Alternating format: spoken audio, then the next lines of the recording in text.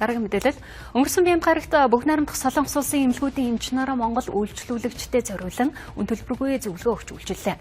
Энэ удаагийн эрүүл мэндийн зөвлөмжийн өдөрлөгт Чунган их сургуулийн эмнэлэг, Нануурын эмнэлэг, Инчон Сомон эмнэлэг, Интернэшнл Инчон эмнэлгүүдийн эмч нар оролцлоо. Вобс Монголын эрүүл мэндийн аялал жуулчлалын байгууллага нь Монгол Солонгосын эмч нарын хамтарсан эрүүл мэндийн зөвлөгөөг нийт 100 гаруй хүмүүст амжилттай өгч ажиллалаа. Энэхүү зөвлөгөөнд Солонгос улсын тэргүүлэх эмнэлгийн эмч профессорууд ажилласан бөгөөд үүнд чих, хамар хоолой, нуруу нугас, зүрх, хавдрын чиглэлээр эрүүл мэндийн зөвлөгөө өгч ажилласан байна. 이번에 몽골에서 Монголд бол нуруу нугас үе мөчний өвчтөг нэлээд их юм шиг байна. Тэгээд цаашдаа олон удаа ирээд Солонгосын энэ эрүүл мэндийн дэвшилтэд технологи болон эмчлэх аргыг одоо нэвтрүүлээд олон өвчтөнд тус болно гэж бодож байгаа. Баярлалаа.